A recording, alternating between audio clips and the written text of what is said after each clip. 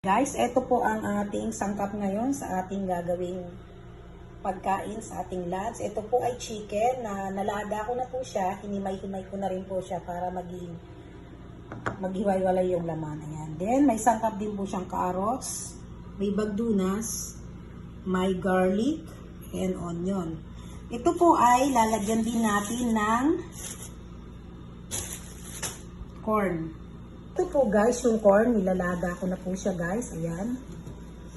Sasama natin sa ating chicken. Una natin guys, dito po natin siya ilalagay sa ating kubus o kubsa dito sa Arabic. Ayan. Ito po ay maliliit lang. Bibiyakin po natin siya para bumuka yung loob at ipapalaman po natin yung ating chicken na pinakita ko sa inyo. Guys, tara na po at magsimula na tayo para mag-isa po natin ang mga sangkap. Guys, ilagay ko na ang ating pan. Ilagyan ko na siya ng kaunting mantika guys para po tayo ay magigisa. Ilagay ko na po ang bawang at napakainit na pala ng ating mantika. Yan po yung sibuyas.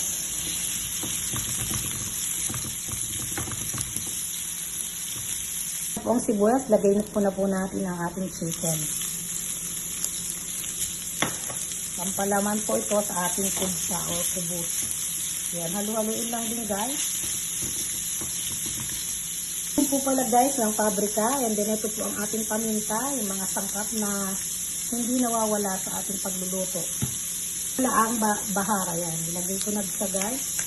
Hahaluin ko lang din po guys.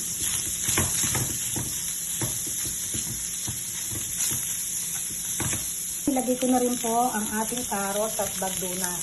Ganun lang din po, halu-haluin lang din para maluto siya ng sama-sama dyan. Titignan ko na ng asin. Lagyan po natin ng kaunting asin. Yan, okay na po yun guys. Then, continue lang din, halu-haluin nang maluto po yung ating carrots. Dahil yung chicken po natin ay okay naman na, ginisa lang natin, laga na po naman ang ating chicken.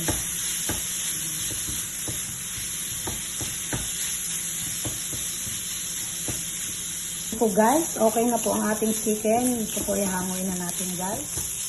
Then igabiyak na natin ang ating kubsa o kubus. Papalaman natin po ito doon.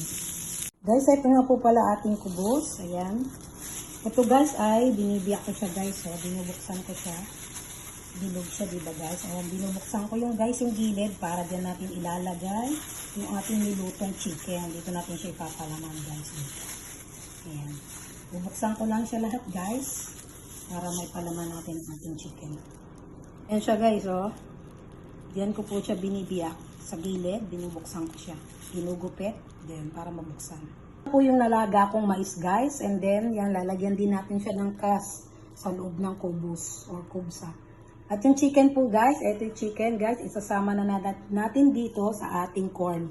Then lalagyan natin ng mayonnaise. So nailagay ko na po, and then lalagyan ko na siya ng ating mayonnaise. Yan guys, so haluin lang din po natin guys para mag-mix ang ating corn at saka yung chicken para mag-mix ang ating yung lasa guys. Ayan. So ito na po guys, malikot at solo-solo lang kamay, wala tayong stand. Ayan lang po yan guys. Ayan guys, na-mix ko na po. Kuha tayo ng ating, ito yung ating kubus guys, lalagyan ko siya ng kas sa loob. Ito guys, so then lalagyan ko na ng chicken. Yan po oh, nilagay ko na ang chicken sa loob. Ayan. Pinalaman ko sa ating kubsa. Yan. Ganyan lang po yan guys. Siya, yan. Pwede na siyang kainin sa ganyang itsura. Ready na yan. Ating kubsa. Yan. Kubsa chicken. Side by side lang po natin nalagyan natin. Ayan. Lalagyan na po natin lahat.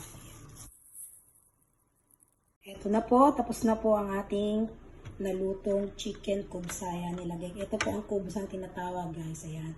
Ilagay ko na po ang chicken sa loob. Mayroon po siyang kas. And then, pinalaman ko na po yung chicken na pinakita ko sa inyo sa ating ginigisa kanina. Ayan po. Finished product na siya. Ready to eat na po yan, guys. Ayun lang po, guys. Thank you for watching this video. Hope you like it. And then, please like and subscribe. And hit the notification bells Please comment below para po kung ano pa po ang gusto nyo makita sa aking mga niluluto. Ayan guys. Thank you po sa panunood. Yun lamang po and God bless. Bye-bye.